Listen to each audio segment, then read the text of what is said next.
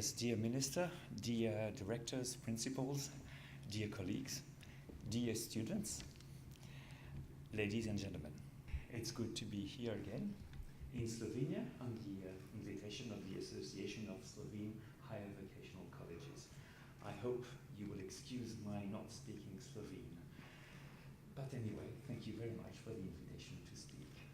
EURASHE represents about 1,400 institutions and networks of professional higher education.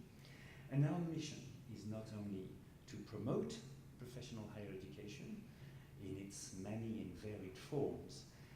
We have spent quite a lot of time to define what professional higher education is, to inquire on its relations with its partners and stakeholders.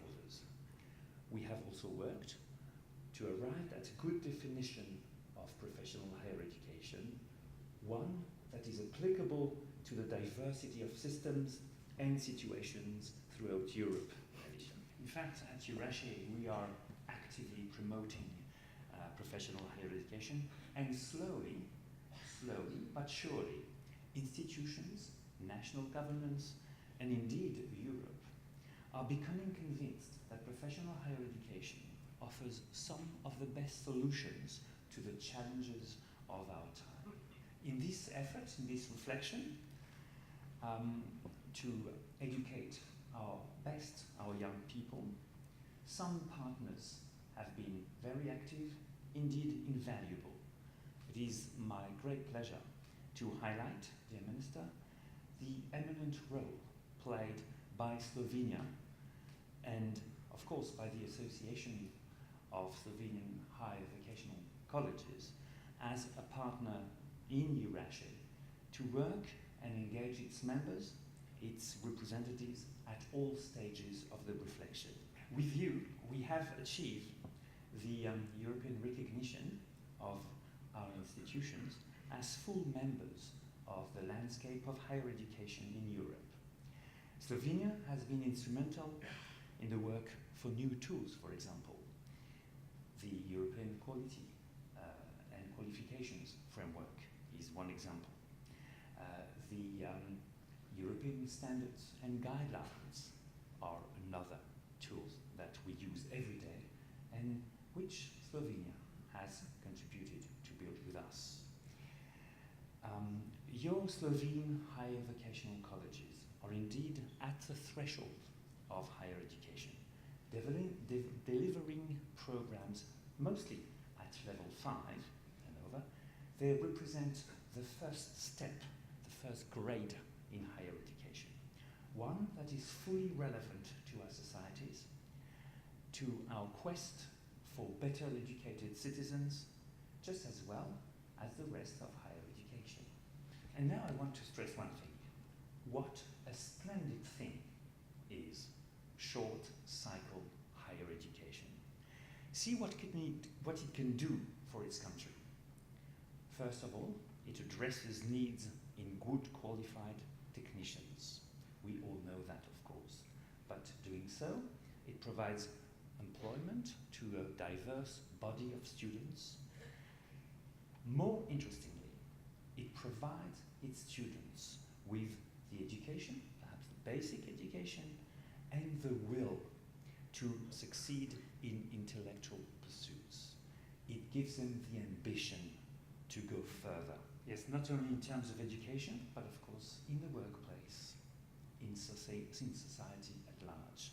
Ladies and gentlemen, I think that level 5 is all about ambition, understanding society, techniques, and having the will to progress, to improve. Yes, I'm going to give you a telling figure, an example. My own system in France of level 5 higher education, the Institutes of Technology, provides France with a third of its doctoral candidates. We believe that by equipping our short cycle students with the same opportunities as all students of all streams of higher education, we are able to detect, to encourage, to support those with the appetite and the ability to succeed in doing so. And of course, you will tell me, what about research? We at EURASHE are extremely aggressive on that topic. Higher education is research, and vice versa. In the past, some used to snigger on research at level 5. We have been able to show everyone, and not least the European Union, and notably the Director General of Research, that research is many-faceted. Yes, for some research is, of course, the race for Nobel Prizes. For others, it's about financing a cyclotron. For us, it's neither, of course. It's about training our students in research techniques, providing them with research projects that are in fact activities of innovation, transfer of technology, and development. And so who provides them with these research endeavors? Well, the world of work, companies, big, medium, small, sometimes very small. Who funds them? Well, that's up to partners and governments to say. What we advocate is that there should be provisions agreed by all to allow level 5 students and staff to have their applied research work encouraged, recognized, and funded.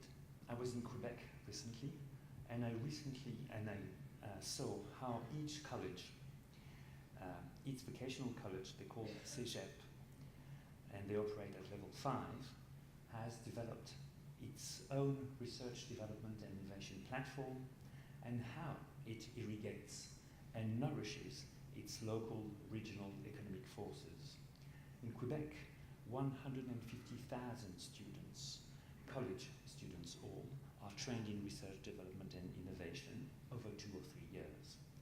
The best way of achieving employability, they think, is to equip young professionals with an inquiring mind and enable them to trace their paths through society for the benefits of all. So now I would like to mention this strange word, permeability.